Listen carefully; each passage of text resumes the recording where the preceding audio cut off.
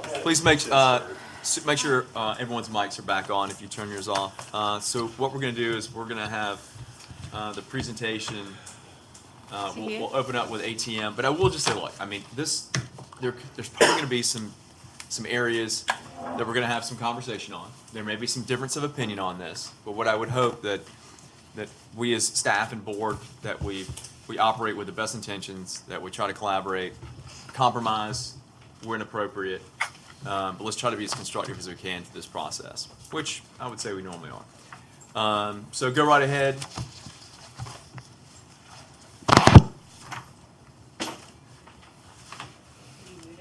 What's step one?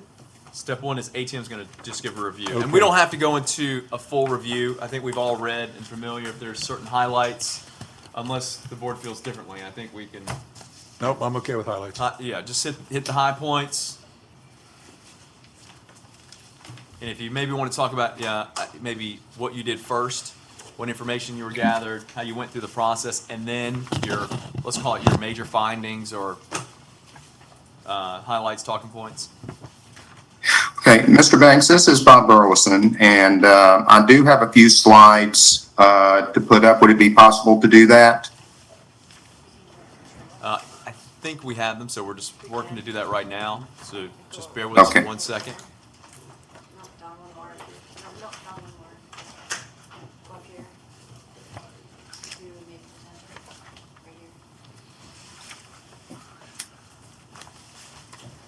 Yes, sir. You are now the presenter. I am now the presenter. Thank you. I'm going to move this over. Let me get everything up and going.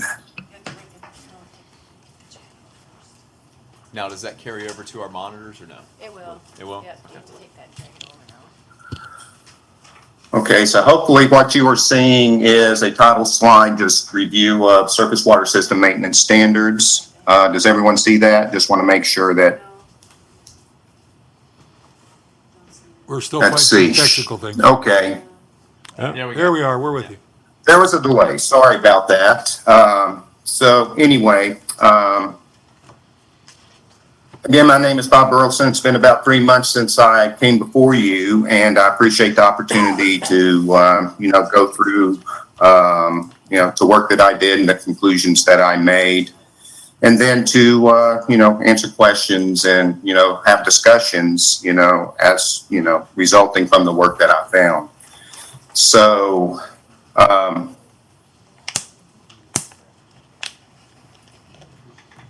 just as a reminder, our scope of work was essentially to review available permitted plans and permits, available water quality data, ordinances, development orders, any owner covenants, and the surface water system maintenance standards document dated July 16th, 2020. Then to perform some field reconnaissance to observe the conditions that I saw for the gateway ponds, and then to prepare a memorandum discussing the findings and recommendations for surface water system inspection, maintenance practices, and any possible changes to your document based on my review of other documents and my field reconnaissance work. The document review looked at a number of things, and the first part of that was what was more of an information type thing to present to the board some documents that discuss the current state of knowledge and possible design recommendations that are actually being discussed by the FDEP Stormwater TAC, which was pulled together in response to the clean water legislation that was promulgated last year, in which there are going to be updated design standards for surface water management systems. Now, it doesn't mean that you have to do your systems exactly this way, but this is just to let you know that since some of the ponds have been built and since research has been done, and the reason that they are going through this work is that in evaluating the number of water body impairments in the state and coming up with actions to try to remedy those, what they found was the criteria that Florida has been using, and Florida's been doing this since the 80s. They actually have one of the stronger stormwater management regulatory structures in the country. What they have found that the treatment that they thought they were getting from all of their various PMPs is not what they were really getting. And so other work has been done to actually see what the expected performance is and what types of things could be done to refine design criteria. So what I presented here is related to possible design recommendations for wet ponds, because that's what you have primarily within Gateway, but they're doing this for all BMPs. So it's related to the treatment volume, which is how much runoff you are to gather and detain, recovery time related to how quickly you bleed that off to allow for treatment to occur, the permanent pool volume, which is essentially the volume of water below the control structure elevation, and that is where the residence time and a lot of the treatment does occur, and that is going to be designed based on a desired or required nutrient removal efficiency, as opposed to just putting in a criteria and a presumption of a certain performance. So there's going to be more demonstration. For depth, maximum depth of 12 feet, unless you do a limnological analysis that justifies deeper, i.e., is the pond going to stay, is it going to stay aerobic or not? Because that is also important for a pond to maintain its treatment effectiveness. The configuration, separate inlets and outlets as far as possible to minimize short circuiting. Slopes 4 to 1, flatter in some cases, but 4 to 1.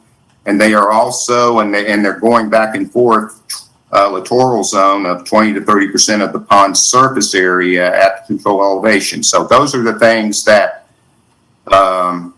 that they are see as important for configurations of these wet pond systems. And again, it's more just for information and kind of where the state of, the state of the knowledge is at this point.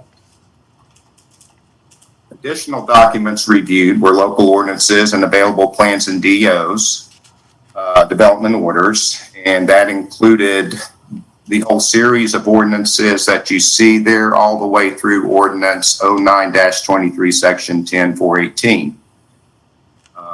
I did take a look at the water quality data to see if I noted anything in that data that might indicate there is some additional maintenance that may need to be done, but I did not find a persistent elevated nutrient or depressed DO concentration. You do have some spikes, you do have some seasonality that occurs, but that is normal in natural systems, but nothing that was persistent. And then I reviewed your surface water system maintenance standards document dated July 16, 2020. And one of the things I would like to note is that in my report, you may have seen a couple places where I said draft, and it was brought to my attention that it's not a draft, and it was not a draft. I don't know how that got in there, but the document I reviewed was dated July 16, 2020, which I believe is the approved surface water system maintenance standards document. Field reconnaissance occurred over 2 days. I visited 68 ponds, basically just looking at the general appearance, shoreline, looking at the open water, and looking for the presence of erosion, excessive algae, those kinds of things. They appeared to be, for the most part, maintained well and functioning largely as designed, which isn't too surprising given, based on my review of your maintenance standards. You have a very, L is supposed to go around and inspect these on a monthly basis, so that is more frequent than you typically see in some O&M type plants. So very diligent, and it shows in the appearance of the ponds. Minimal sedimentation was observed, but some bank erosion was observed, and I put some examples in the report, some photos that indicate where some of that, some examples of where that occurred. That wasn't everywhere, but just to give you some examples of what I saw. Littorals are another aspect of these ponds that are important in the maintenance document. They appear to be well maintained and not overgrown with invasive exotics or undesirable weedy species. You do see some algae, but you don't see it in excessive amounts. You will expect to see that in some ponds. I actually noted more of it near the golf course, which is probably not too surprising given the amount of nutrient load that probably comes from the golf course. But the other thing that was important and was the issues that were identified, and Elle was nice enough to escort me around because a lot of these places I needed keys to get in, but she was noting all of these things and she was informing me of issues of where there's already restoration plans in place, ready to get, ready for funding, and where things were noted, those were done, and the contractor for pond maintenance was notified. And of course, all of these things she reports to you in a monthly report that you review. So my general conclusions were that your inspection and maintenance program is really very good. The frequency, all of the things that you should be looking for in these ponds, those are identified and called out. The primary thing that I saw in the ponds related to maintenance was bank erosion. And that was usually present, where banks are too steep, and it could be because the bank was too steep or the erosion has caused the bank to be too steep. And there was an absence of bank and nearshore vegetation, which will allow for wave energy from the pond to directly hit the bank, and they'll also allow runoff from upland areas surrounding the pond to create sheet and rill erosion. The other thing I noted was that the available development orders seem to indicate the presence of littoral vegetation in some form, either explicitly or just by nature of if you have a certain slope, they should be planted. And I saw this in Ordinance 87.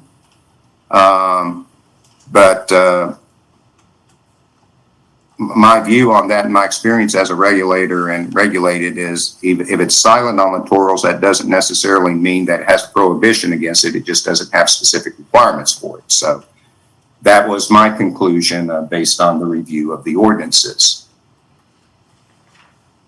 And so to the recommendations, one of the recommendations that I had was to consider removing the language that allows for complete removal of littoral areas in selective areas.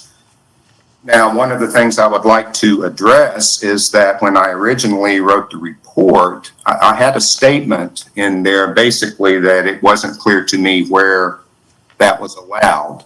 And if you review all of the ordinances, you will not find anything that talks about you can remove littorals if.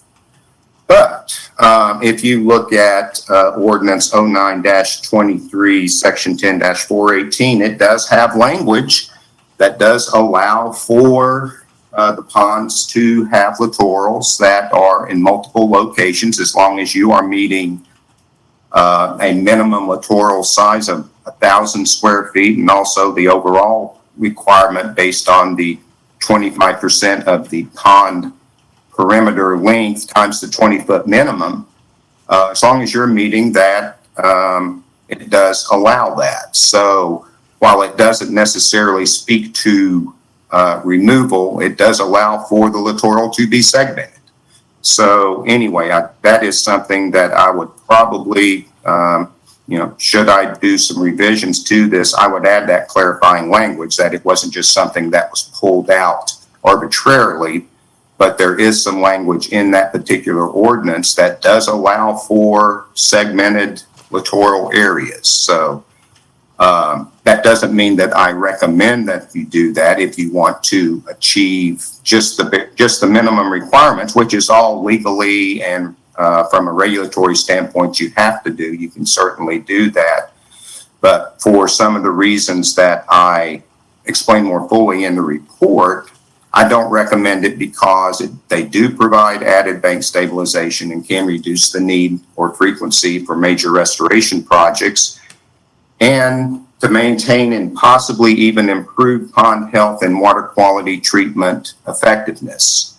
Littorals do provide that function, and one of the things that I spend a good amount of time in the report is trying to put the gateway ponds in the context of larger regional water quality issues that could affect Gateway and some decisions that the board have to make in the future related to downstream water quality impairment, and particularly 6 Mile Cypress Slough. Where that is right now is that it has been identified by FDEP as a water not attaining standards. So it hasn't gotten on the EPA's 303D list, which is basically a list of waters that are not meeting standards and have been deemed impaired. They've put it on a study list. DEP thinks there's an issue with it, but they put it on a study list because they haven't identified why this particular water body and the impairment that they are seeing is % saturation dissolved oxygen, which there are specific criteria now in the state of Florida for water bodies related to that. But generally there has to be some sort of a causative pollutant, whether it's nitrogen or phosphorus or whatever. So what DEP is going to do, continue monitoring and then make a determination of whether that low % saturation for DO is related to inputs from runoff from development that surrounds 6 Mile Cypress Slough, or maybe it's a natural condition even because some of these types of systems have naturally low dissolved oxygen. So that is something, if they make the decision, if they go through this exercise and they determine that it is to the development, then, potentially this could affect decisions that the board has to make related to additional reductions in nutrient loads that leave their system in order to meet the greater regional, what they call a total maximum daily load, or the amount of load that can go to a water body. So that's why I raised that issue and why I spent some time with that in the report. Another recommendation was to add specific language for littoral maintenance that addresses those systems that require 20-foot width, which would be those systems that development order was done under Ordinance 09-23, which does specify a minimum 20-foot width of littoral. Related to your water quality monitoring, which is a very good program, by the way, I would suggest replacing Trophic State Index, which you're using as a diagnostic for pond health, and it's been used for a long time, but the state of Florida has adopted numeric nutrient criteria and have adopted processes for how you determine if there's an impairment or there's a problem. And those are related to total nitrogen, total phosphorus, and corrected chlorophyll A. So I would suggest going with that approach as opposed to using the Trophic State Index, because that would allow the numbers you're getting from your system to be compared to some of the numbers you may be seeing regionally, for which other people will be making those very same comparisons if there is an impairment that is determined. The next recommendation would be calculating dissolved oxygen % saturation as part of the routine water quality data assessment.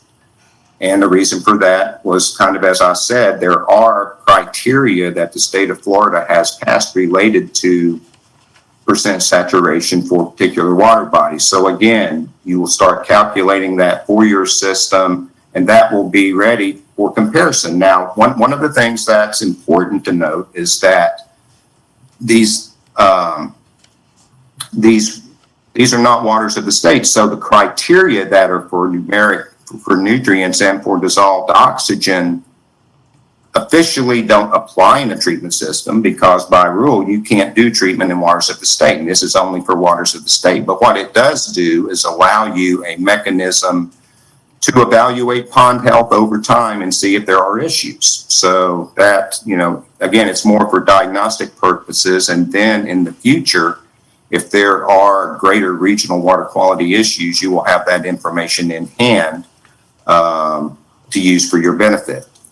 The next two are pretty small recommendations that the manual already talks about. Monitoring for chlorophyll, I would suggest adding corrected chlorophyll. And the reason for doing that is there's two ways to analyze for it. What corrected chlorophyll does, that analysis removes those components of chlorophyll that have decayed over time but could still show up in an overall chlorophyll A analysis in a lab. And that is the criteria that the state has for chlorophyll A is for corrected chlorophyll. The last bullet would be to add a statement in there related to inspections following after major storm events. You have monthly inspection frequency now, which is going to catch most everything anyway, but I would suggest if for particularly large events, what you probably do as a matter of course anyway, as soon as conditions safely allow that a specific inspection reconnaissance be done. And that's an executive summary of what I did, what I found, and the recommendations for the board's consideration. So at this point, ready to take questions. Do you want to open for the public to take questions, or take questions from the board and then public? Yeah, look, Yeah, that's a good recommendation. So if there's any public comments, we will allow those now. Go ahead.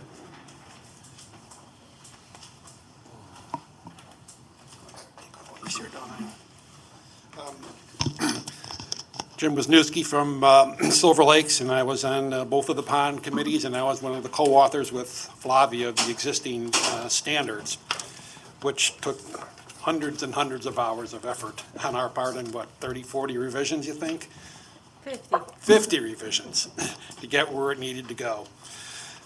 My comment on this was, I was really surprised, just to come from someone who had to write lots and lots of professional reports. I find this report to be fatally flawed. And I need to correct some of the misstatements that were just stated here. This report ignores all of the controlling governmental authoritative rulings which are recognized in the development orders. It's almost like there was there was a review of the development orders, but that's the controlling document here. That's what the government says you have to do in order to comply with the ordinances at that time. That's their ruling. That, along with the South Florida Water Management District environmental permit. I find there's a lot of lack of rigor around the due diligence on this, especially on the side of looking at ordinances and what they mean. And I'll get into that in a little bit, because some of the things that have been cited in here are just wrong and didn't apply in the first place. I find there's a lot of just internet-based cut and paste stuff from pamphlets that are out there. We had that on the Ponds Committee. We looked at all of that, and we just put it on the side because we said it doesn't directly relate to Lee County and Gateway. And I think that's the biggest fault of this. There's so much stuff in here that has nothing to do with Lee County and Gateway. It's calls into question the accuracy of the report. There's a couple of items that just stand out very quickly, and some of these are rather somewhat small, but it calls into question, why do you put this in a report reviewing specific standards in Gateway for Lee County? There's a statement about there's no restrictions placed on the configuration of a pond. Well, of course, current 1014, the very first thing in here has pond design standards, and it even has pictures. It has drawings of what to do. So, again, it's something that's like, why is that in here? There was the comment about 20 to 30% of the surface area of a pond should be planted with littorals. There has never been an ordinance in Lee County that has had a pond surface area requirement for littorals. So why is that in there? The current, and this is correct something that was said, the current standard in 10-418, which was put in Ordinance 0923, says 25%, and it's mandatory. The language there uses must. Must is a defined term in the development order. It is mandatory and required that the littoral zone be 25% of the perimeter of the pond. It's mandatory. The other 75%, it is required. They use the word must again, mandatory and required. If it's behind residences, must be left free of littorals wherever possible.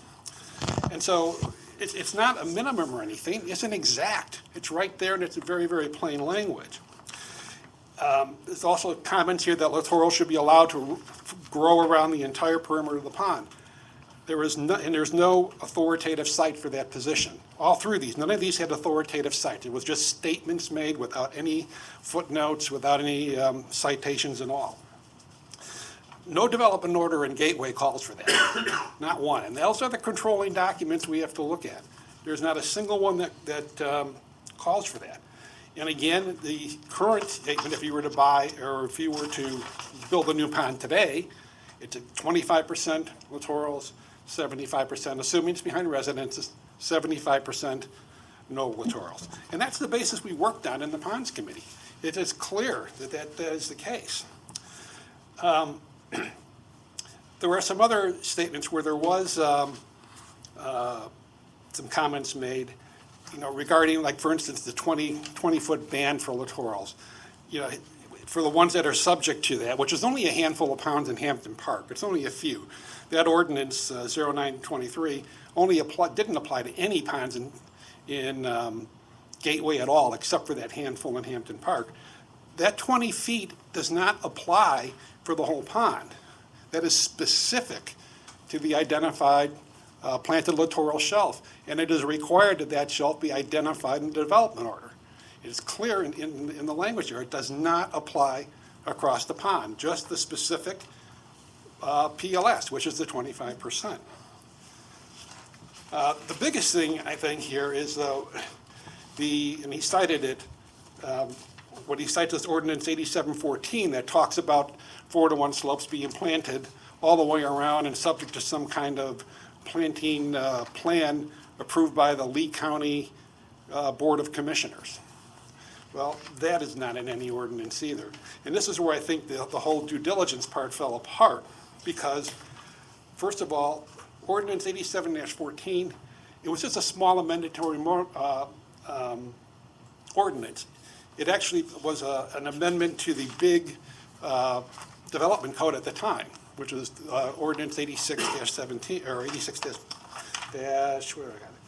86-17. What happened here, in looking at everything that was examined here, it doesn't appear that the author looked back at what was there. He was saying, okay, there's 2 sentences here that amend an ordinance that's 500 pages long. Maybe I ought to look at that 500 page and see if there's another section that contradicts what I'm saying. But that didn't happen. And it should have happened, because that's going to be critical here. Because they're going to find that 87-14 never applied to any pond in Gateway from the beginning. And why is that? The other thing we didn't look at was the Gateway PUD, which was put in place by Ordinance 85-15. The Gateway PUD is very specific. It's its own little kind of development code specific to Gateway. And I'll just read you just a little bit from the recital section of that. It says that the hereinafter described real property located in the unincorporated area of Lee County, Florida, is designated as a planned unit development, PUD, and development of the property shall be hereinafter subject to the conditions and requirements of this ordinance. Now that's critical. And I don't believe, at least by this report, he even looked at that ordinance. And that's the ordinance that put Gateway on the map. And that ordinance has all kinds of requirements for development in Gateway, including pond banks. And why is that important? Well, if he went back to the original ordinance, development at that time, he would have looked and see there's a big section on PUDs in there. And one of the sections in the PUDs was a tiebreaker rule. What happens if you have this PUD that you have to follow, you're required to follow it, and then some countywide ordinance later has a provision that conflicts with that. Who wins? You have two legally enacted ordinances. They both have the same, provision dealing with the same thing. One says A, one says B. Well, the tiebreaker rule at the time, and I know things have changed over the years with these tiebreaker rules with PUDs, but at the time, the tiebreaker went to the PUD. So whatever the PUD said overrode everything else. And to prove that, because I knew somebody here would probably call BS on me, that 87, whatever that was cited there, doesn't apply, I went and pulled the whole development order file for Silver Lakes, where I live. And I had a lot of this already, but I went back and got everything went into the county website and was able to pull it all down. And what you see here is, I wanted to pull down the checklist that's used by the county to evaluate development orders when something comes in. And it's right here. It's Lee County Department of Community Development, Development Standards Ordinance Checklist. Just lists every one of the provisions, check them off and all that. But what Hey, you Jim, see, I hate to interrupt you, but we I'm have a almost done. lot to cover, and I know your information's well, this important, one's but- very important because this blows up the site that says littorals all the way around. But what it says on here too, for the PUDs, they had to modify it. It says for use in review of Westinghouse Communities Parcels, PUD number 85-15 as amended. The modifications were done on this checklist where every time an ordinance is here and there was a competing PUD ordinance, it's noted in the left-hand column there, and there's an asterisk in there. And so it refers you back. So in the case of the lake banks, it says, see Gateway PUD section 5.06, point B, point 1 and 2. And you can go through here all the way through. I also pulled a bunch just to make sure that Silver Lakes was not some kind of outlier. I pulled a bunch from Gateway Greens from the 80s. Same thing, same checklist, defer to the PUD. And that's why you don't see any of this stuff in the development orders, because what was cited here, the ordinance for putting littorals all the way around, just didn't apply. And for that reason, I think most of the suggestions here, or the conclusions, if not all of the conclusions regarding littorals, are just wrong. There's no support for it. There's no authority cited for it that applies. You look at it carefully, it's not meaningful at this point. It's lack of validity, and most importantly, it's not defensible. It's not defensible. The pond standards are very defensible because they look to the prevailing authorities in Lee County, but the rest of it is not defensible. So I had comments too about the whole process of this thing. I made some comments earlier on in the first meeting, so I won't go into that, so I can end it.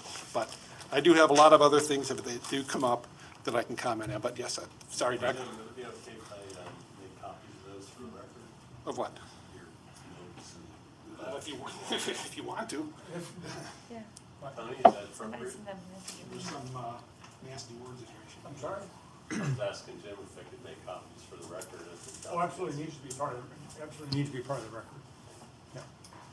I'll redact any personal comments. You take the lead marker. Do we have any other? Matt? Thank you, Matt Chitwood, Gateway Greens. Thank you, Board. I reviewed the water quality standards, and I'm by no means anywhere near up to speed, as I know many of you are with it. I just wanted to make some general observations. I've had some significant opportunities to be in some pretty significant meetings over the last several years involving leaders in our community. And when I mean community, I'm talking about from the local all the way to the state level. I believe Kevin Ruane, our current chair of our county commission, is the chair of the governor's water quality task force, and he is significantly in support of water quality. He's been to all of the cities in our county to get them to sign cooperative agreements about water quality. And I know it was brought up, I don't know anything, I've read the report, I don't know if it's true or not true, but I do know the part about the water flowing down through 6 Mile Cypress And if it's being looked at as a problem, it's probably gonna end up being a problem, and I know a lot of our water flows that way. So that's just a comment from some information that I know that I don't know if anybody else does or not, or has picked it up. Kevin Rowan is big into it. I know he's a leader in that world, and he's gonna be looking at all these different options. So just for you guys to have that as a piece of this puzzle, that's just a small piece. Overall, water quality is huge for our area. So I also, when I was speaking to some county employees about some other natural resources related issues, they, at the employee level at the county, mentioned the pollutants coming out of the gateway water system. So that's just another little piece in my conversations that I wanted to pass along to you guys, that it was brought up at the, not at the top level, not at the low level, but the mid level about, yeah, there's problems, and I don't know if the current situation that they've got with the rocks that they're putting down is gonna solve those. So again, as this gentleman said from Silver Lakes, things that were written in the 80s, I think, it's been quite a few years. Things change, whether it's just philosophy or whether it's science. I'm not a scientist in that field, so I don't know. But it is something that we all need to keep in mind, that although it doesn't say anything about littorals in the 1980s, that doesn't mean that something hasn't come out lately. But the last thing I really want to say in reference to this is 2 quick points. The money spent on the water and the lake restorations and the lake project over the last several years has been huge. And I don't live on a lake. I don't know what the percentage is of people that live in Gateway that live on a lake or a pond. But I'm still paying money for those to be fixed and made to look nice. So a lot of times when I'm sitting in here or I'm listening online, I hear the comments about, oh, well, only 6% of the, or 30% of the Gateway residents use this resource or use that resource or do this or do that. So it cuts both ways. I think there's some proverbs about living in glass houses and throwing stones. So I haven't really had a chance to bring that up, but when it comes to this water quality issue, everybody in Gateway is paying for it, just like we're paying for other things. So just keep that in mind when you're thinking about the pool, the soccer complex, the parks, those kind of things. We're all paying for it, the roads, whatever the case may be. But not all of us are getting 100% use of it. I used to use the pool a lot when my kids were little. I haven't used it in 5 or 6 years because of that. I'm using the soccer fields a lot now. In 5 years, I might not be using them at all. So it's just something to keep in mind for my thing. The last thing I'll close this on is accountability when it comes to our natural resources is huge. There was a long project with a lot of man hours, like, I'm sorry, Jim, from Silver Lakes mentioned, hundreds of hours by individuals in this community, putting together these water quality and the pond standards, and that's great work. And the ability to dissect a report that comes in from an outside entity at that level is because members of the community had that ability to sit together, talk, and look and say, okay, he's saying this, he's a professional, but it may not be what's standard across the country or what we know because we live here. He's coming from somewhere else. That kind of accountability is good to have in many different areas. So again, I just wanted to express those things I had to you, and again, thank you, and thank you for all your work on the pond standards. Thanks, Matt. Anyone else? I'll stand up here and sound like a broken record. I'm Justin, 12503 Kentwood Avenue, Hampton Park. I don't know how much we spent for that. It was great though. I guess when it comes down to it, the DO is the DO.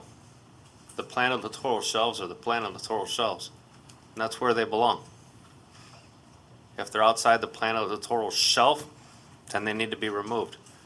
The pond standards that was worked on by Jim Wisniewski and Flavia, and I believe Flavia was involved, correct? Yeah, there was a crew of people. There was a crew of people that was in this pond standards. The 49 versions? Yeah, the 49, the last one, the last version. I mean, that pond standard, when you look at it, is really Gateway bending over backwards to try to make it work.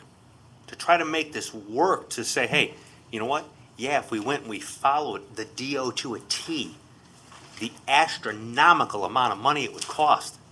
But you know what? Hey, this will work. Let's try to follow this. You know, if we can just do the pond standards, hey, if there's somebody that wants them removed, they put in a request, they remove them. Let's not kick and scream about it. You got a handful of people. We're not talking hundreds of people. We're talking less than 50. You know, that's a whole lot different than the development order and sticking to a development order and saying, okay, there's a PLS here. Everything outside of that is grass to water, and that's it, period. You know, so I mean, that's what we have to take into consideration when we're going, oh, well, this, you know, this pond standard that we have now is this, that, and then we, again, I don't even want to know how much that costs, but you know what I'm getting at. So, I mean, it's just, yeah, that's all I gotta say. Thanks, I'm gonna Justin. wear the mic out, you know, so. Okay, so if there's no, any online requests, Chris, for comments? No, we have not received it. Okay. We will start supervisors. Jump in. I'll go last. Bob, we'll start with you. Okay, well, clearly I have a little bit of working knowledge of the ponds, not educational, but just real world.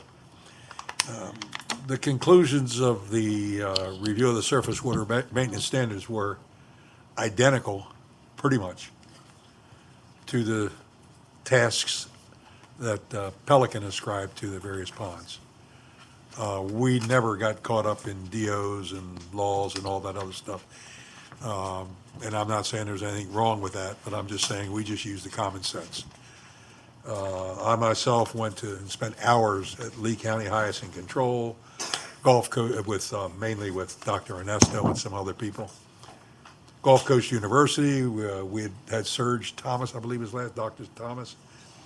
Went to numerous seminars that were put on by various providers, whether they were lake maintenance or littorals or other. And then we did a couple of online learning type of opportunities. Consistently, through everything that we heard, consistently, we were told littorals preserve the health of the pond, the fish that live there, and erosion and pond bank. So based on that knowledge, 9 years ago, 10 years ago, we started installing littorals in every pond in Pelican. And we installed fish and aeration and a whole bunch of other things. But it is, and since we've repaired our banks, and we were further ahead in that effort than you are, than Gateway is at large, we now have real world results that they have preserved erosion and washout control. So it's not a theory, you know, I mean, it works. The, not related to this right now, but part of our whole workshop is the astronomical sums that have been spent on the pond banks and are projected to be spent, and what the cost impact that is going to be for every resident of Gateway. At the time that I ran for election, my basic message was that I would spend the money over here the way we spent it in Gateway. I'll spend it like it's coming out of my wallet. And quite honestly, it's not. But I'm not going to waste a nickel of a resident in Gateway's money if I don't believe in where we're going. I know I may not be of the majority, but I'm still going to vote my conscience in how I have done it.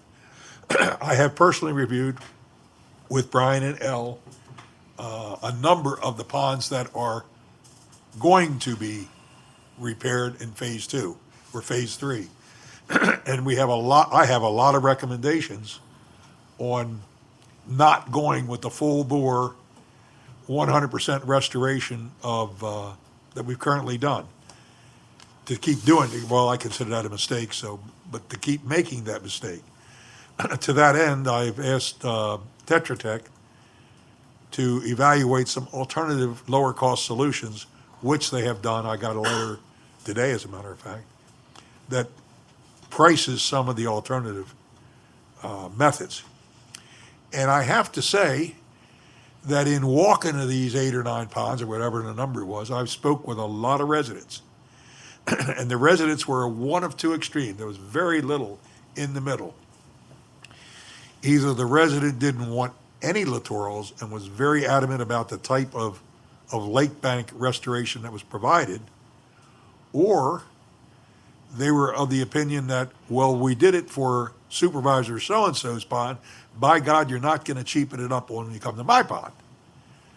And that was pretty much the dominant theme. I mean, somebody's gotta fish or cut bait here sooner or later. We can either continue to wantonly waste money, and I choose those words very carefully, and continue with the quote-unquote $26 million repair, which I don't believe we can afford, or we can use what I would call a more rational approach, a citizen approach, and spend the money wisely. It ought to be, one of the things that we did in Pelican before we changed anything in the lake is we went to the HOA and we told them what we're gonna do, and we kind of gave them choices. You know, we can do nothing, but don't come back to us if this problem continues. If you keep getting erosion, you keep getting washouts. If you want us to fix it, we're gonna fix it. But then you've got to join in the program too. You've got to, sign up to no grass clippings in the yard, and you've got to sign up to accepting littorals. Now, we keep them down to a minimum, and we have exceptions to every rule because it's all common sense. So if you have someone who's an avid fisherman, he wants to fish behind his house, we make accommodations. But to take a whole pond and take them out, that's unconscionable. So that's kind of where I'm going to come out in the analysis of ponds. I hope that we can do this on a science-based approach and not a political. Because my gut feeling is if it's a political approach, we're going to waste the money. That's it. Thank you. Thank you, Bob. Ed, I'll go to you. Hi, Bob. Thanks for joining us today. First, I want to get something squared away, clear the air. Did you get my email? Yes, sir, I did. What did it say on the third sentence? Second sentence? I don't have it pulled up, so it'd probably be quicker if you just, just read it, if you don't mind. Okay, I'll read it for you. Hi, I'm Ed Tinkle, a supervisor with the Gateway Services CDD. Why'd you tell the Public Works Director that I portrayed myself as the chairman?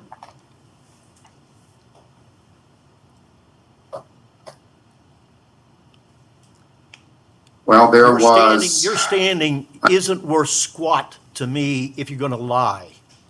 And that's what that's where I'm going right now, because my letter to you is quite clear. It doesn't say a thing about being chairman, but you told the man that we just terminated that I portrayed myself to you, which I've never got to talk to you. I only sent you an email. I've talked to your secretary 3 times. It didn't say anything about being chairman. Comments?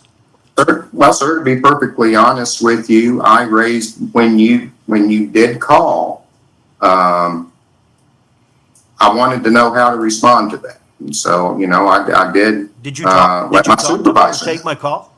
This is a situation, because really, some of the issues you were raising, I think, were more appropriately raised in front of the whole board who could benefit from the whole exchange. And I still believe that's the case. So I raised that to my supervisor, and then he made a call to Brian. So I don't know what was said in that conversation. And Bob, how could you say that when we never even talked, and until I sent you my email that even told you what my issues were, I had no discussion with your secretary whatsoever, other than the fact I told her who I was and why I was calling you.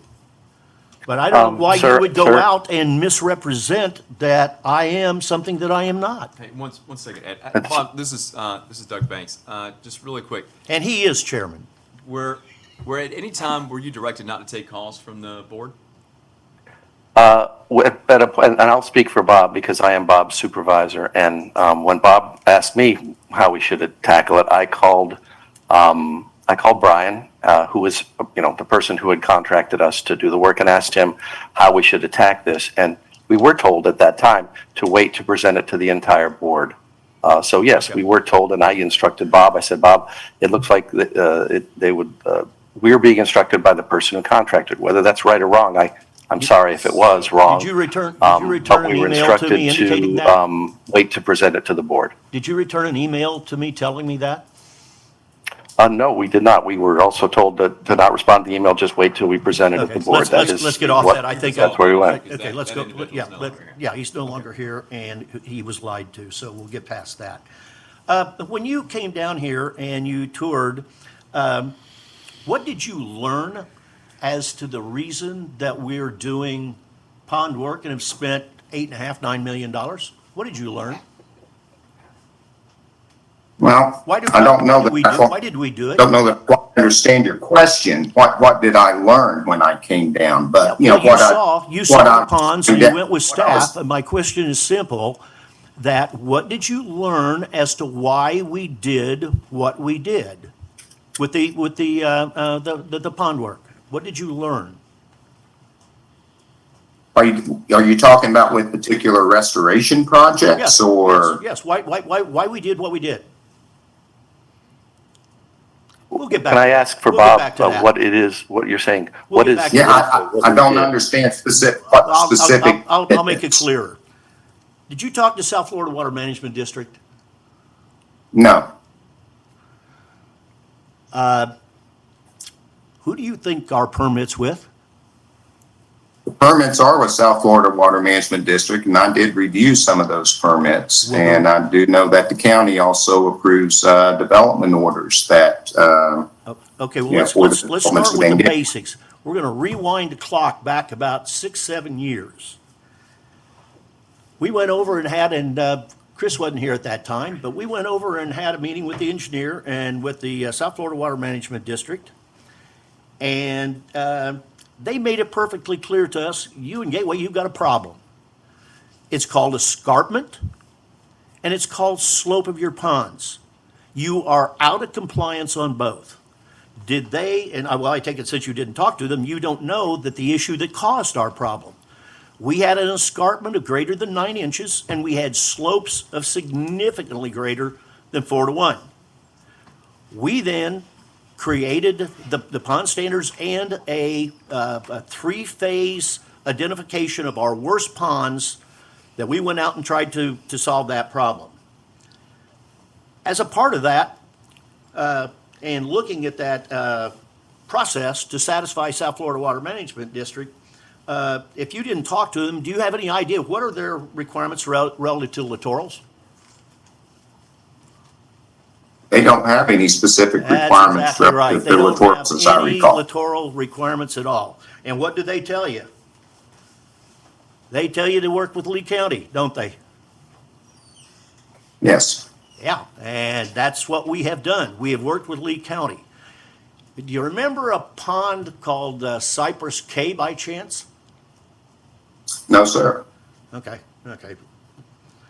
Well, it was a pond that was one of the first ones that we did, and it had a littoral requirement. Go out there right now and look at the littoral shelf. Count the littorals.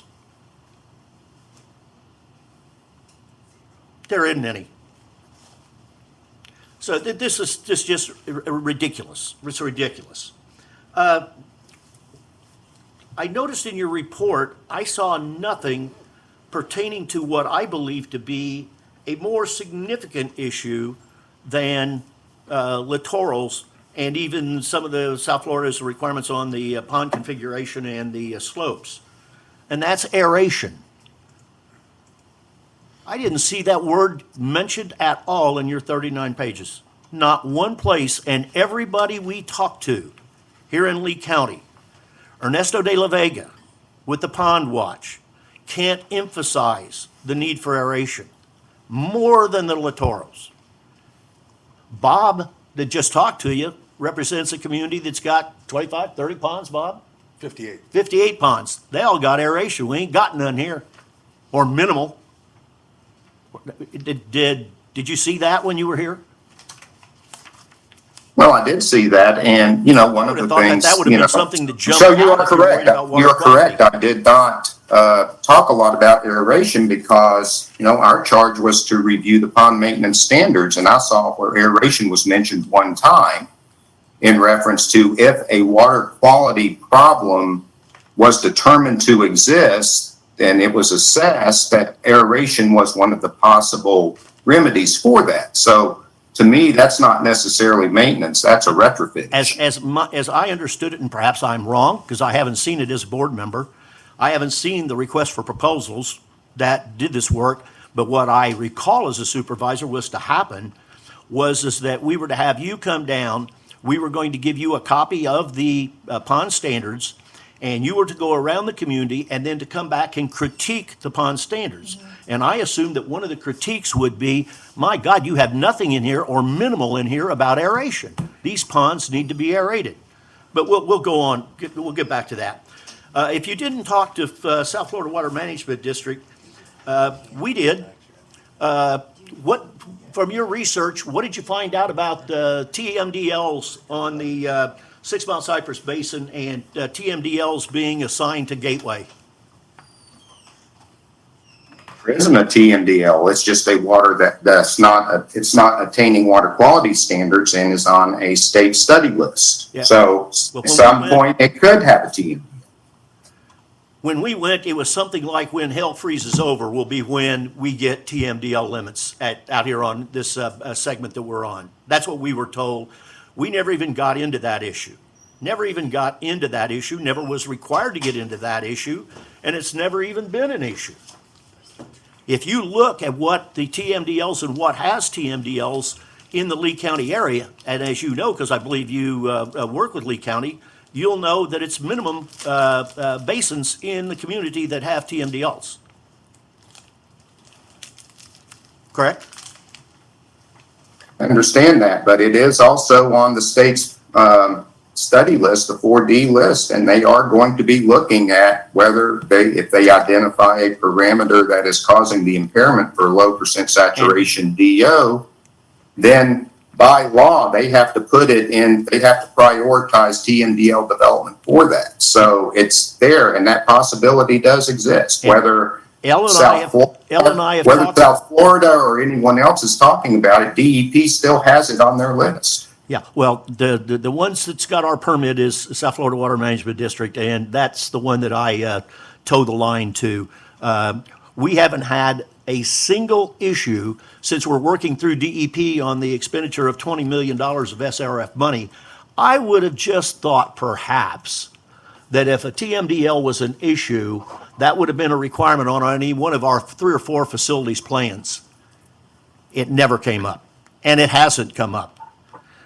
But giving its due standard, we for about 6 or 7 years have been running Tropic State Index tests on our water quality at various basins. I noticed that you indicate that that's not a measure, or you would recommend not using that. Well, I talked to Ernesto de la Vega today, and he said he's never heard anything so silly in his life. He said, what you're referring to is a standard for rivers and lakes, large bodies of water, not stormwater management ponds. His deal is, and everybody that he deals with, like his position in Lee County across the state, are using the TSI as it is the most representative to determine water quality for ponds. So I find it interesting that, in fact, he even sent me a copy of an EPA document, Rule 62-303-225. Rule 62 translates the narrative nutrient criteria by providing additional detail above the requirements of Tropic State Index, or TSI. A TSI is a scientifically defensible method that is consistent with the requirements of that. I don't understand where you're coming from and leading us, because we are of the opinion, and when we wrote the pond standards, of which I was on the original committee years ago, and talked to Lee County, they thought that was an excellent way of determining our water quality.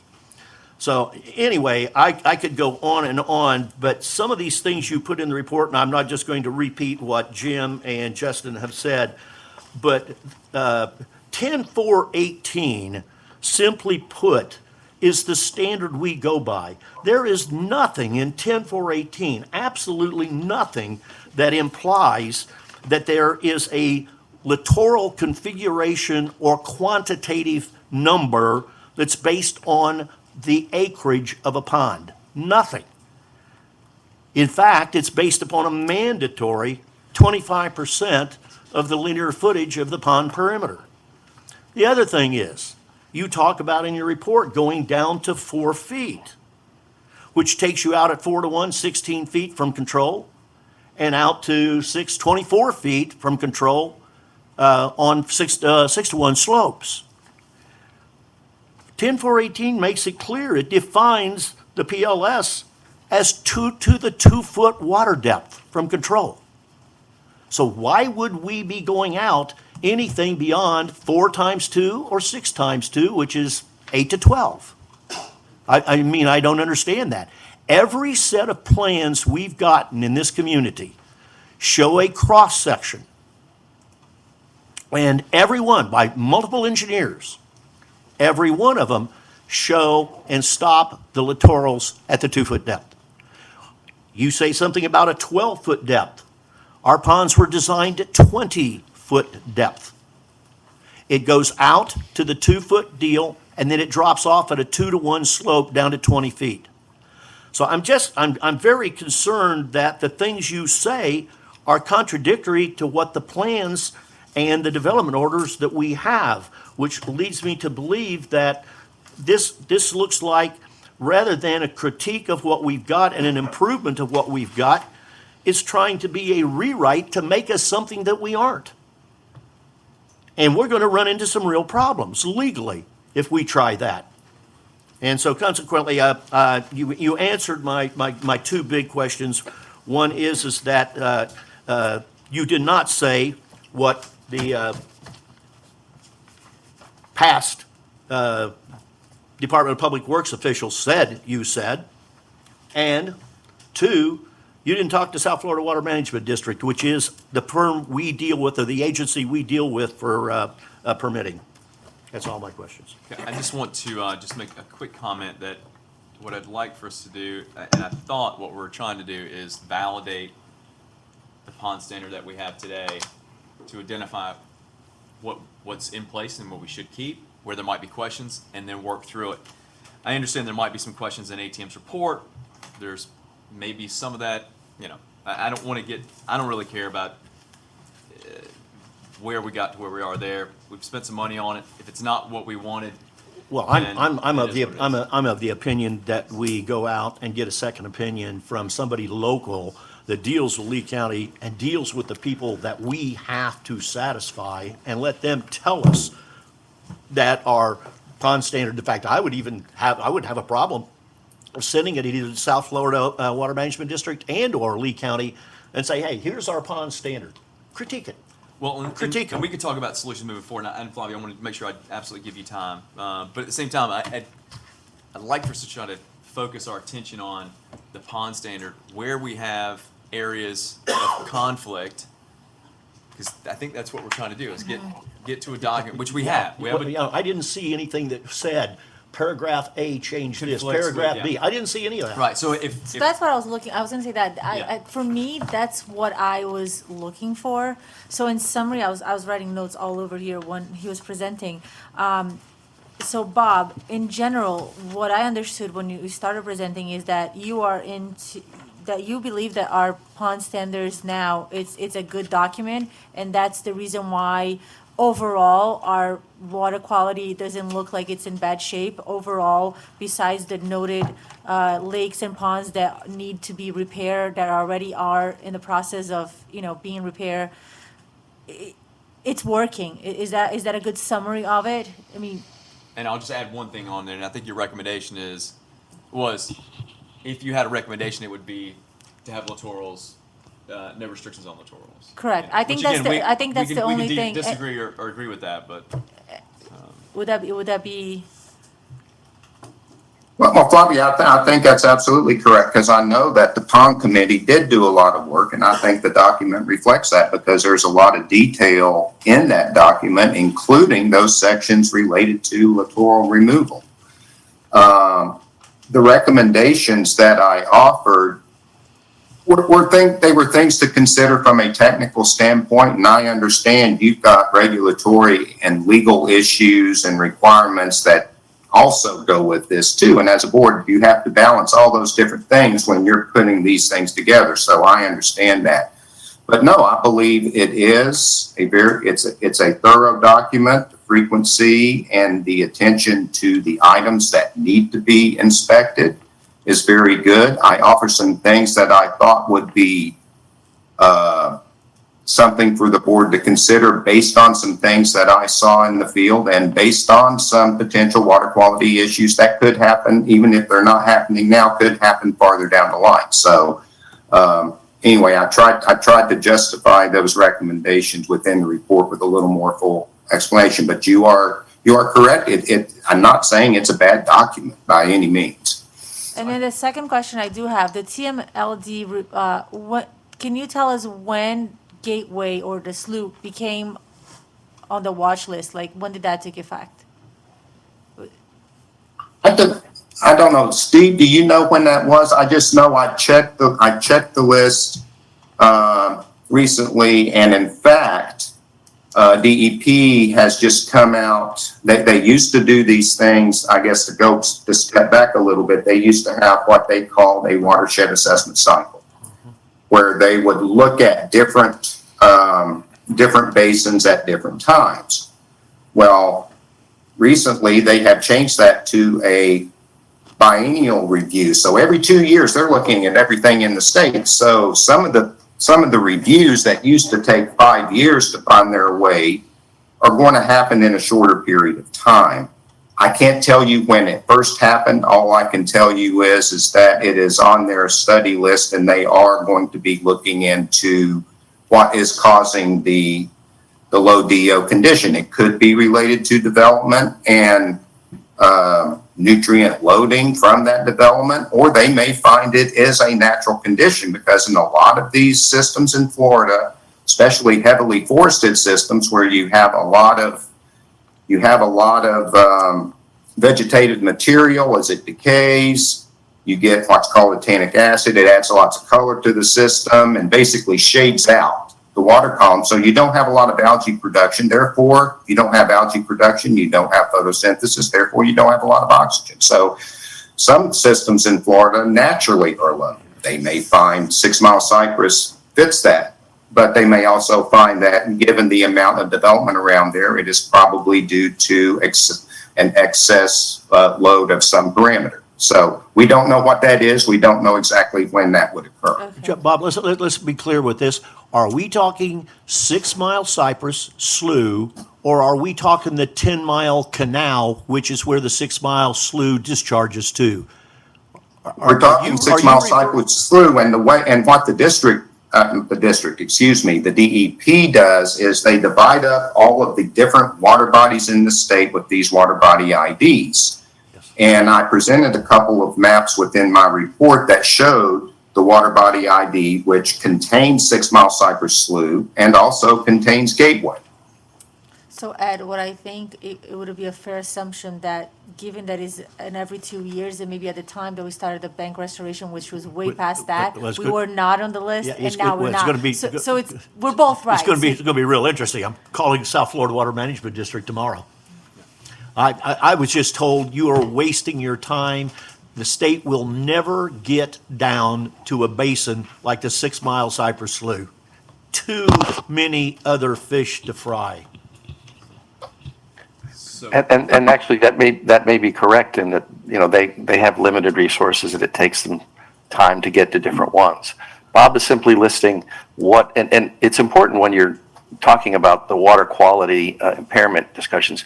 DEP are the people that deal with that. They are the ones that make those listings, and there are folks up in Tallahassee to call on that because they do the listings and the impairment determinations. But you're correct, it may be that there's a long time down the road before it gets dealt with. Bob simply identifying what the present status is as another piece of consideration. Yeah, one thing that to follow up that we did not hit, you saw our ponds, we have an escarpment issue, we have a slope issue. Granted, and what Doug and Bob said earlier is true, it's nowhere near as significant as our phase 1 and half of our phase 2 ponds were, which accounted to about 23, 24 ponds. What what's your proposal? What would you do if you're going to go in and let's say we got to fix the escarpment, we return it to a 4-to-1 slope by using selected fill. What are you going to do to keep that material which washes out? How are you going to hold it?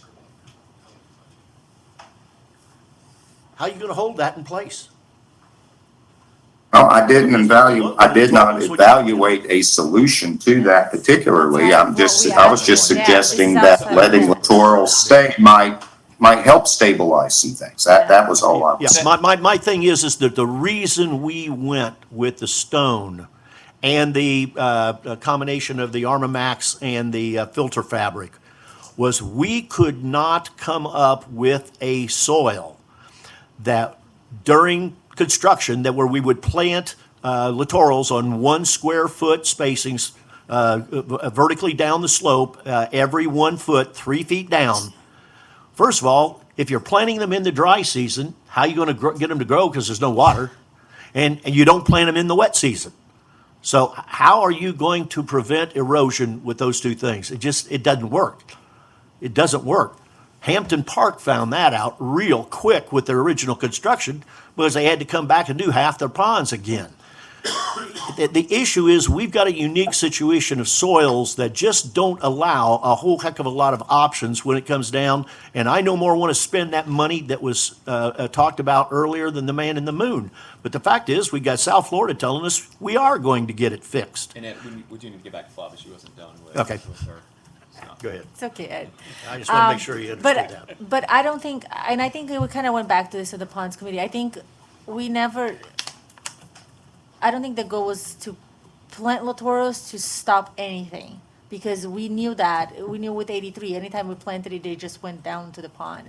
I don't think we're in a position, there's nowhere in Gateway, apparently besides Cypress Cape Pond, that it may need it because it's required. So it needs to be planted regardless if we like it or not. It's a water quality issue. So I agree with that. So that's done for me. So going back to the pond standards, so as of now, if I could look back, I do have 2 questions, and that's gonna be like between staff and then the board.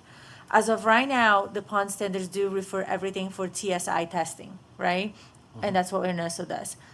However, Sanders Lab, right out, they do not test for that. So we're sending it out. Say it again. Send the lab that we send the water testing, because we no longer, when I stop collecting the water and going to Ernesto, staff collects it? You guys collect it? I can speak to that, I guess. Pardon me, please state. you- L. Harris, Gateway Services. You collect the water and send it to the lab, or they come I and do collect? not. They We come and do it all? contracted with Sanders Labs. They go out, they visit all 5 basins, just like you did and Ed did before. But they do not, Sanders Labs does not calculate the TSI. So that's what I see a Now- problem on their standards. I- That needs to be addressed. I do have to say. They don't that or we they do- won't? They don't. They just don't do that. But will they? We do test, we do get a report on dissolved oxygen. We also have the corrected chlorophyll A, that we've been getting from them for a few months now. Well, we've got plenty of people in this community that want to be involved. They can get on Pond Watch, take it up there, and Ernesto will do it, and it's free. So why are we worried about spending money with a lab when Ernesto will do it for free? Pelican does it for free, it has for years. Yeah, it was because if people So- here so- want to, so my people want thing to is do this, something, Ed. let them get active. My problem is this: if we want, you like to keep the TSI, right? Well, I Because- think it's a very, okay. talking to Ernesto, it's a great So way of doing it. let's no longer have Sanders come and do the testing for us because they cannot provide us with the TSI. And because if we're going to say no or yes for a pond that may have or may not have a water quality issue, the pond standard are measuring as a TSI, not the other items that they are testing, which it's a part of it, but Yeah. and Can I jump in here real quick for something that may help clarify this discussion? Because trophic state index is calculated from chlorophyll, TN, and TP. It's a calculated parameter. And Bob's just recommending, so you have to collect chlorophyll, correct chlorophyll is appropriate, and you have to collect TN and TP for TSI. It's a calculation. Bob's actually, what he's talking about is simply having when you're looking at it right now for the receiving waters, what's downstream of you guys, what they judge against is your chlorophyll A and TN and TP as individual parameters. So it's not a grand change from what you're doing now, because the calculation of TSI comes from the things that Bob has recommended. I don't think I'm off, am I, Bob? No, I understand that. Hell, another test. So it's not another a item to your grand task. deviation Will you in be how you're looking at it. able to do the calculation after they provide you with all those reports? Are you feel comfortable to do that, or you don't want to? Well, I've Because you not can- done that before. It doesn't mean that I can't learn how to do it. I won't say I can't do it, because I just don't have the If it's just a equations. calculation, I Right. mean, so I just want to know, we need to Are we have it. testing what we need to test? That's the No. question. And evidently, Yes, no. but we're So- not calculating it to get the answers. So we need to drive to, I mean, here's my frustration, is we have a ponds document, we've been talking about it for years, we need to update it, we need to do this now, and it's, a lot of effort's gone into it, we have it, and now we're questioning whether or not we can adhere to it because of budgeting, or if we have staff or whatever. And I don't know if we're any closer to that. I mean, we had this report, we've been sitting here for, almost an hour and a half, and I don't know if we're any closer to answering those questions. I mean, in my opinion, we need to maintain infrastructure, flow, quality, and the last component is aesthetics. And this pond standard should be speaking to all of those things. Now, again, a lot of different ponds, a lot of different, DOs and all that kind of stuff. I just need to figure out, and I think we as a board need to figure out, is this document in its entirety something that we can fund, we can adhere to, enforce, all those things? If it's not, show me what we're having issues with, and let's go through that. I mean, that's where I'm struggling. I don't know how to solve this problem, because I don't really know what the problem is exactly. Doug, that you are 100% correct of what should have happened. This was the argument, if you recall, when we had the pond standards. We were then going to put this in the specification and get a bid from these vendors of what it costs to implement this. Staff wouldn't do it. And so consequently, we don't know what it costs.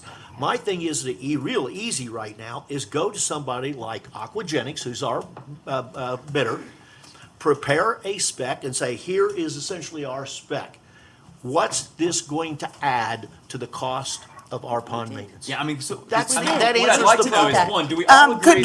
Could you please clarify that? Please tell me exactly what language is missing out of that Because we contract. did that. Where- We are following these pond standards to the T. The only thing that we have not done is go out to Hampton littorals. Park and remove 75% of the vegetation in the pond. And that's part of We've the gone out standards. and removed everything everybody has to have removed. but that's There's part of only the- two people that we've said no to. One of them lives by the weir in Pelican, and we said that's a very sensitive area. We don't feel comfortable removing the littorals from that area. My deal is But we that- did not go out and remove Did- 75% of the vegetation out of Hampton Ellis, on my Park. question. Everything else we My did. question is, did you take this to the bidders and get their price for implementing That this? was included in the contract. A copy of the pond Everything was in standards there. document was provided to them with the contract Because when packages. I talked to them, they said, no, that's not the Well, case. yeah, I thought you were here at the pre-bid so meeting. we'll- It was right here on the table. My thing Please is take right a now, copy of it'll the be pond easy, we just standards give a with copy you. of it to Aquagenics and say, what is the contract amendment that They we have to have have? a copy of that. Okay, then we'll ask them for what is the contract amendment to implement this, because we're going to start checking it. In other words, you're going to maintain the littorals to 8 to 12 feet. Yes, Period. we Are you doing do. that? I can We take you do. over into Gateway where there are ponds, where the littorals are out 35 feet. They're not done. They're not done. Please send me a picture of that. I don't Okay, know so where we're there's a getting pond that into debate. Right by anything the is golf course. 35 feet Right by the wide. golf course. 1 second, please. So again, I think we all need to agree, is this the standard that we feel like is what we want to adhere to? I think it's, And we don't yeah. even, I don't care about doing that today. I'm just saying, if this is it, then we need to figure out what's our path to get to 100% compliance. If it's a year, if it's 3 years, I mean, whatever we think is reasonable, because cost comes into it, and we've already gone through a budget season where, contrary to what Rod said, I think we gave everybody a wake-up call, and it was a significant one. But I think, shock. I mean, when Jim talks, I feel so pond knowledge inadequate, like, and I'm the least knowledgeable of this whole board around pond standards and all that kind of stuff. So But what I think is, if we can agree to a document, if we think there's been due diligence, this is what we want to adhere to, then let's ratify it, which it already is, and let's come up with a plan on how we're going to enforce it with our vendors today. If we are, then fantastic. If we're not, if we have questions, and we can revisit that. But what is our go forward plan, and what does that look like? Is it 2 years? Is it 3 years? Is it 1 year? I don't know. But we need to stick to something, because we Totally can't, agree. we just can't go down the path we've been And on for the I last agree. couple years. I agree with sticking. Let me ask you this question, Bob, because you're very quiet. You have a development order, only requires 25% of littorals on your pond. We've always considered that a minimum. Okay, and that's what I was gonna come. No max? Somebody comes in No max. and I say, See 10 for 18. That's not true. well, I'm asking him, so he's telling me that that's not his That's the concern. problem. If your people, this is real simple, people. I'm asking, Is Ed, it the people Ed, that agree to let it? me let finish. Chip I'm Flaherty and I asking his continue the interpretation, discussion. because we always said, and we always looked up to Pelican Preserves before we even started this. We wanted to mirror what Pelican Preserve is doing, because they're doing the right thing, they're ahead of us. So it was working. And then suddenly now, because we may not like it, it's not working. We can't go both ways. Yes, we Well, can. and I have, We've got a development Ed, order. Ed, please. I have a question for Tony. Yes, sir. Is there anything legally that restricts us from increasing various minimums? I know a number of laws were cited here that I'm not familiar with, I must admit. But is there a restriction on our ability to upgrade what we consider to be protection for our ponds? In other words, if there are permit criteria, say from South Florida or from Lee County or any other governmental body. And whether it's that says 5, that 10, we- 15, 20, is there anything and that says we can't go and they're beyond not that? always consistent. We at least have to meet those as a floor or minimum. And I'm not aware of any prohibition that would preclude you from having anything greater. Okay, that was, But I do that's the recall- I do crux of the question. But I do recall some conversations in the past, I have to go back in my Wayback Machine with Lee County, along the lines of, if you come in with a DO to plant more, then that becomes, then what's required by the PUD or the Land Development Code, then you need to comply with the additional enhanced plantings that you have put on a DO, because you Okay. can't plant it without a DO.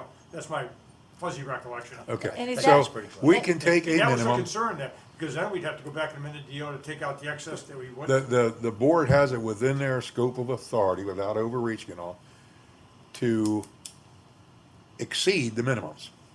Correct, Yes. but I think as to Lee No, County, we would we're need gonna get to sued. apply. No, It's not a minimum. We're gonna get sued. And you're off the PLS. Yeah. yeah, what I I, don't wanna go down that road. I was really only interested in Tony's answer. I appreciate all the other inputs. The board has that ability, yes. Thank you. Will you guarantee that we won't be sued? Who cares if we Can get you- sued? Can Will not be you sued. guarantee us you're gonna defend us? I'm here. I'll always guarantee, defend you, I can never guarantee we're not gonna get sued, and what would be the basis of the lawsuit? Well, we're not following the DO. so I can We're tell not you, If- following the No, DO. Bob, Okay, but- okay. Doc, If you recall, my comment was, we would have to amend the development Okay. order in order to do it. That's fine. Whole different deal. That's what I was- said. Yeah. We had, Jim Okay. was present at this meeting we had with Jessica and the Ponds group, and I think it was all of it. And that was a question. We really couldn't, in the beginning stages of the Ponds committee, we couldn't come halfway. And that was a point that Jessica said, listen, you own the pond, it's your pond. Who's Jessica? I don't know. Jessica Jessica Salzer. Salzer. So she said, That if. didn't help. If, Who is she? she's What is Lee she? County, She's in Lee County. planning, She's now Ed, in- you just can't help She's now yourself. in DOT. Ed, well, you at just that can't, I'm point, asking at that Flavia. point, she's the one that would get us in trouble or not for following the DO or not. So we ask her, if we do apply for a limited development order, we amend the development order to have it 100%, could we do that? She says, yes, you could do that. And I think that was a wake-up call for the people at the ponds that wanted all removed, because it was 50-50. So for me, it was a turning point for all members to, look, we need to flex, we need to bend, because it can go one way or another. You can go, they can amend it and have 100%, and they'll be really unhappy, and if, it could go one way or another. So that's why the pond standards there was a lot of flexing Who has the from right both to sides. amend that? Just out of curiosity. Us, We we can go we in, are the. we can go, we have the right can- to go and amend any DO. Absolutely, we have the right, we apply for it, we're the only one that can. HOAs can, we are the owner of the ponds, we go in and we apply for whatever So reason. just because that, we- just for sake of argument, please don't start throwing rocks at me. We could set a pond standard for every pond in this community and have it uniform? Yes, In theory, I'm just Yes. curious. In theory. she If you mentioned want to that. change umpteen development Well, ordinance. no, I just asked the question because again, you And guys she are way said, more and she knowledgeable said about that this we than I could am. do I'm that, just and curious. I remember she saying, it'll be phase, if you ever decide that, because there were so many, you Yeah, know. that makes sense. Okay. I was just curious. And that, would you guys have a uniform, your pond standards? I've uniform? never read a DO. I wouldn't have any idea what it But I'm says. just saying, it's pretty much uniformed across Pelican. We've applied our principles of the To work all group the ponds. without any regard to legal or But other Their requirements. issues is they've not run into any resistance. Oh, no, that, no, no, no, absolutely. no, Ed. That's the difference. Ed, that is not true. We haven't Well, had, then they must have gave in. we overwhelmed them, the majority of the opinion. I mean, now, let's look at this. The honesty. It is honestly. Realistically, we had Made them an 20, offer they couldn't we had refuse. 2,500 homes to be dealing with. And back when we did this, it was 1,200 homes. And of that 1,200 homes, I'm going to just throw out a number that probably 1,150 didn't care. And then we had 50 that were passionate, 25 for, 25 against. But the sheer volume of people that supported what their pond group recommended overwhelmed the opposition. Yeah. And that's as simple as I can Well, make it. so That's here's not gonna here's what I would recommend for us to do. You know, I think there are, for me, I had a couple items that I had been, for personally, it was like, what do you do when the DO is silent? That's always been one for me. And if you have a minimum, is there a maximum? Or, you know, just things of that nature. And that's just my very basic, you know, that's where my brain always, you know, got tangled up is, you know, if you're on, if the DO specifies 25, and let's say you're Justin and you've got, you know, overgrowth in your backyard, do you reserve the right to request that to be moved? So those are little things that I don't know if the pond standard absolutely speaks to that. So what I think I'd love to do, instead of sitting here until 7 o'clock, I'd like to identify in the pond standard, are there any areas that we've had pushback on, or we need to clarify in more detail, like when the DO is silent, or if there's a minimum, is there a maximum? You know, so those types of things. And I don't know if it's called out here. No, I don't think necessarily would add that. I do remember, so here's the thing, I did ask those specific questions. It is It is? there, yeah.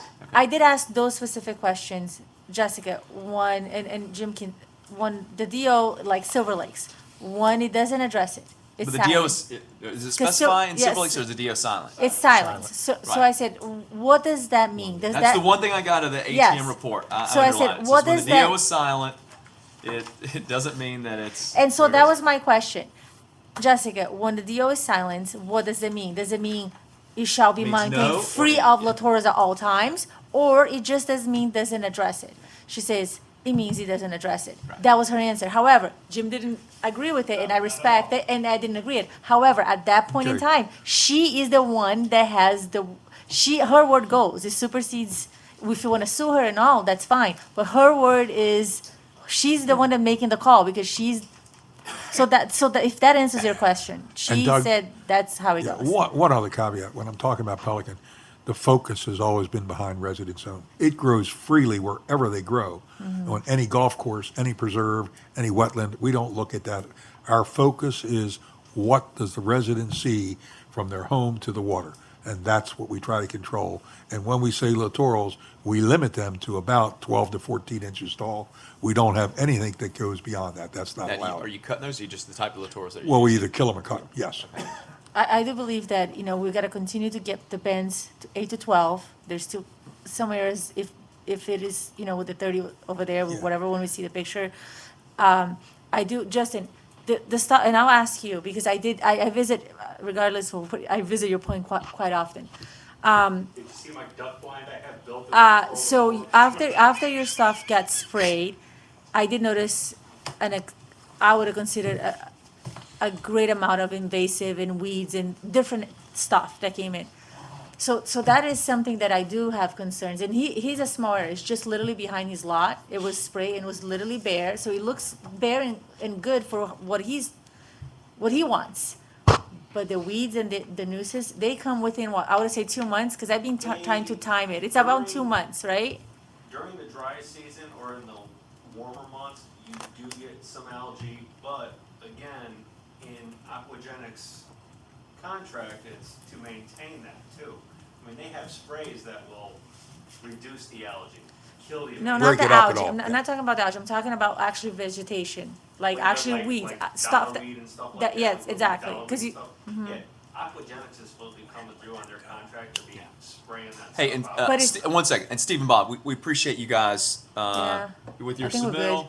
If you guys want to drop, you can. We're just gonna have we should be wrapping up shortly, but I think we've gotten everything from you Thank you. guys. So thank you very much. Yes, thank you very much. Again, thank you for the opportunity to come to you and talk. Yeah. Take care. problem. Thank you. Thank you, everybody. Appreciate it. Greatly appreciated. And I think, I mean, it does. However, it's not 100%. So I remember actually specifically the picture that he brought it in, but you left that day, and I remember saying, I wish you stayed, and you showed the picture of all the algae, and you wish it was sprayed. It's 25% of the pond. So. That was after, actually what had happened is when people had requested across the pond and everybody to have their area sprayed, the idea was to have it sprayed, but there wasn't, it wasn't, I guess, in the budget to have it removed. So they sprayed it, they let it sit there and die, and once at the water line, it breaks off, it just floats. Yep. And it wasn't algae you see in the picture, it was 30 feet of floating dead littorals. that had Decaying sat. materials. So- They didn't use the harvester to remove But, it. but so just so we know, we don't use that. That is never, there is not an expectation for our vendor to remove with the harvest. You don't even do that, Pelican. Unless there's a massive area. We But it's spraying historically, and now let it- we paid a couple of times. Yeah. But historically, our position with aquagenics is if you had done your job and maintained it, they wouldn't have gotten so bad Right. that they're floating everywhere. So therefore, we see this, but buddy, it's on you to go and Well, the collect it. problem is we got to get. And the they've car done that when at we're no not there. cost. That's kind of what I've said at previous meetings. I said, the reason why we're here today, it's kind of like buying a house. You buy a house, you don't get an inspection, first rain, the roof leaks, guess what? You own a house with a leaky roof. You need to maintain it to the PLS. If you maintain it to the PLS, we wouldn't even be here today talking about it. So.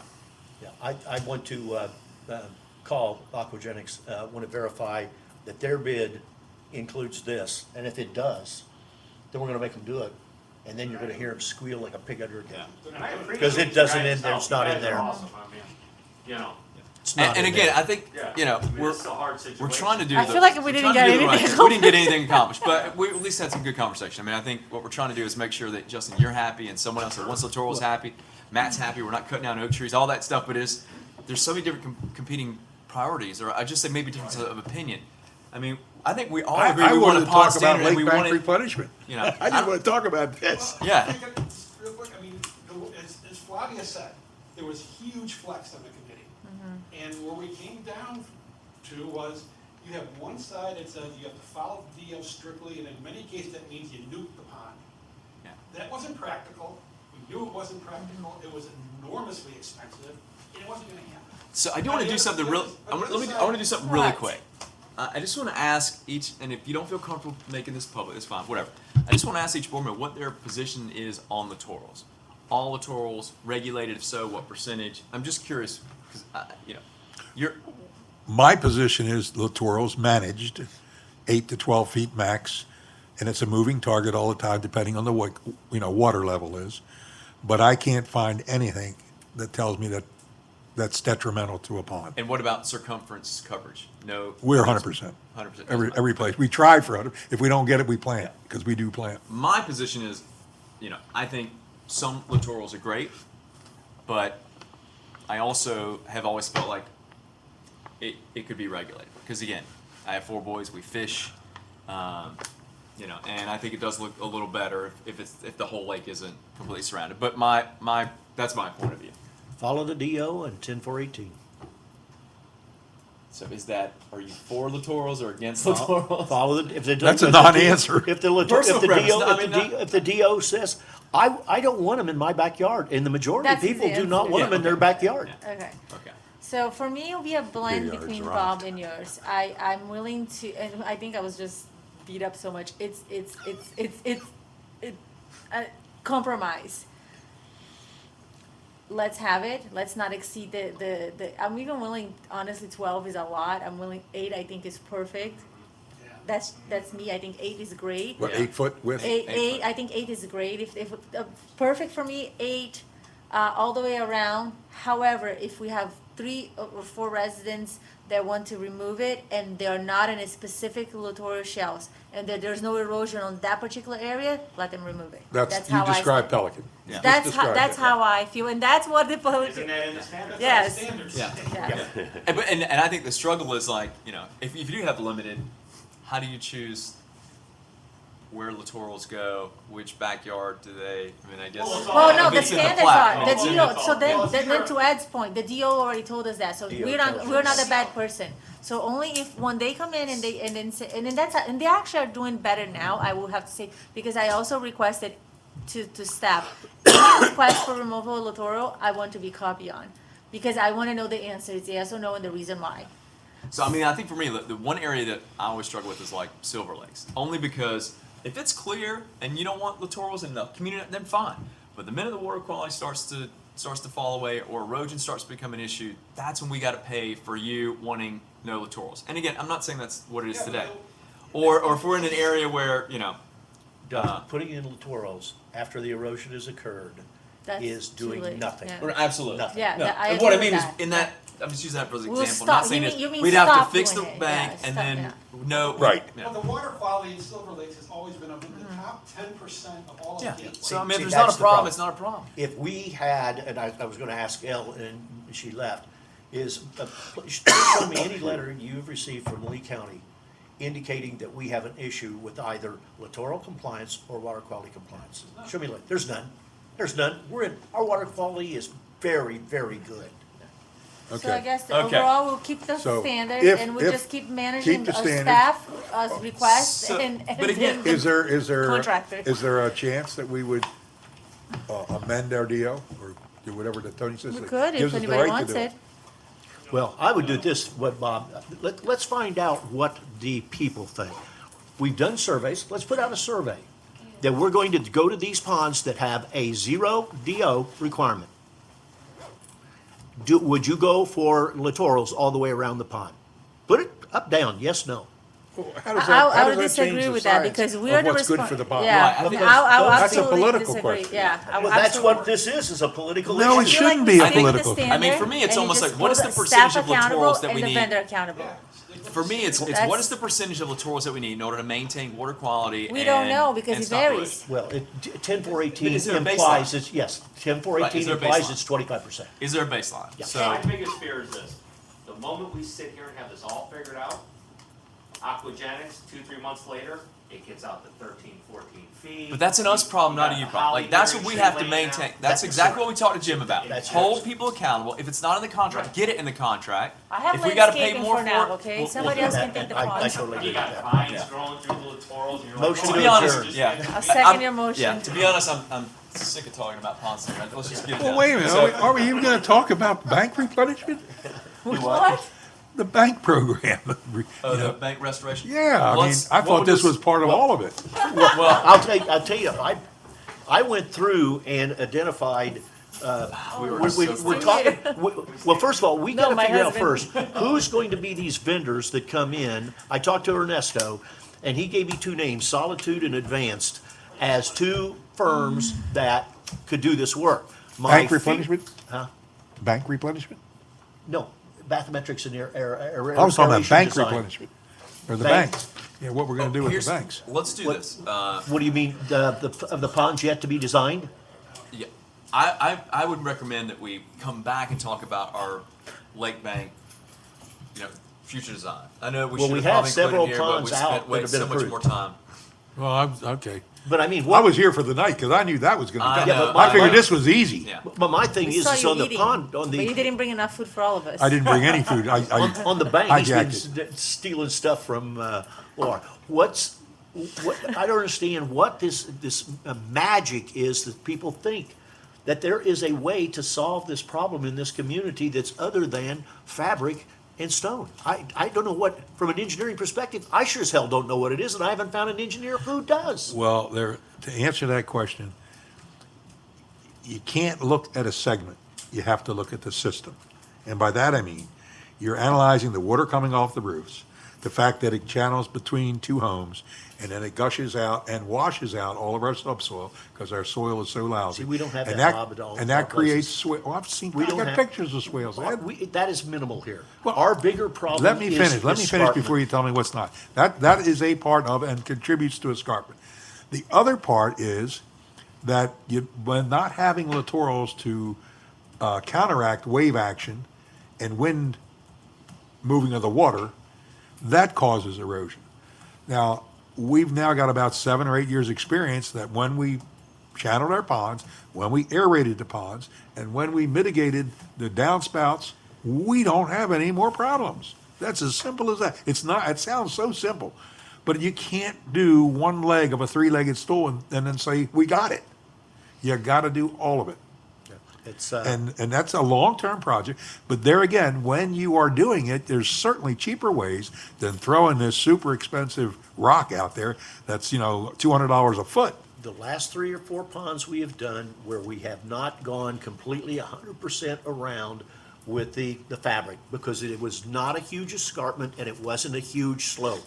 You can get away with that. But those first 15 ponds we had, where we had 3.2, 2.5 to one slope, you could Well, put littorals into hell freezes and It's you not weren't all, gonna it's solve not, it. don't, It won't work. it's not just littoral. But all I'm saying is when I looked at 58, 62, 79, 85, and 127, I spent time, hours and hours walking. You don't need to do 100% on those ponds.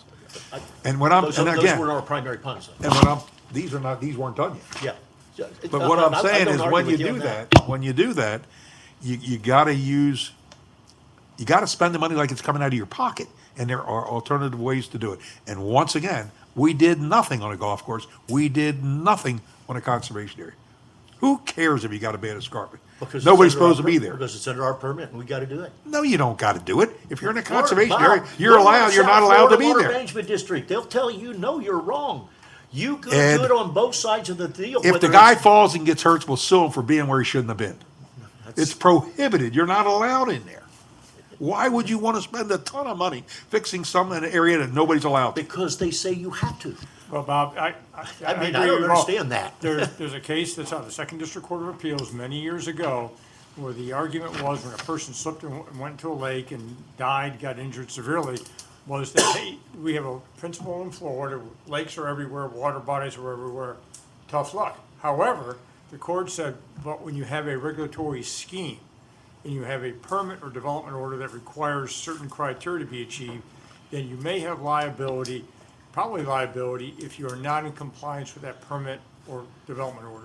And that was specifically involving a drop-off of a lake, not in compliance with a permit. I agree with drop-offs. I'm We talking have about in a sidewalks conservation area. That will come. No. when They're we not get allowed in select there. board, we can- Bob, in the conservation area, you're not gonna get an argument out of me. But along the golf course. Oh, I know, the South golf Florida courses says need to you be gotta fixed. do it. Golf courses definitely need to be fixed, but not with rock. You bring a grader in. And sooner or later, if that pathway gets so narrow, maybe the golf course will fix it. You, But I'd just go in and restore it to 4-1. What do I care if the fairway's more narrow? you. If the golf course tells me, mine all go in the water anyway. It's whose ox gets gored. Mine all go in the water anyway, so it doesn't Now you have his matter. attention, Bob. But, that's what we did in Pelican, and it works. You just grind it down, stay compliant. So I think that I do think we need to have more conversation around value engineering and all their other options. And we will continue talking I'm about used to these it. notes. But as of right now, it's been a long meeting. I appreciate everyone who has. Wait, who has one stayed. last thing. Well, I we got need- one more We thing. need to figure out how we're doing this bathymetrics. We got this in this budget. Is We gotta dinner at get a 7? firm in here. Absolutely. We bathymetric every pot. I totally agree with that too. We need to do that. Just for your edification, if you read everything in the book, I included this time the Pelican Preserve Operations Manual, not to be confused with the standards. But this is how the group operates, who does what, who's in charge of what, pictures, it's worth your reading. Okay. You say it's in the book. It's in the board book. It's in our It is. Hey, Oh, okay, I missed it. Yeah, it is. Can you send Oh, it no, Can you it's in print there. that you to send me? out to everyone? Because I'm It's in there, leaving. it's agenda, it starts at agenda page Yeah, it's in 215. I'm gonna have Laura just. Oh, it's way back. Laura's gonna send Oh, yeah, everyone. it's in the back. It's in your It's book. okay, I'll get it. It's in I'll the get it. board. Okay. I'll get it. And ignore the 3 pages of numbers out there. Well, I just would like to save 263, it as a Word 264, doc independently. 265. That's a totally different topic. I don't know how we got in there, but ignore that. All right. Okay. Well, long meeting. A lot of things happened. Yeah, for the most So I part. appreciate it. I will adjourn the meeting at 6:56. Thank you. Thank you. Somebody's got We dinner at haven't had 7. one like this in a while. I will even. I'm glad you didn't continue the meeting for next week. Yeah, that's right. Yeah, we wouldn't have had enough people here. When people bring stuff.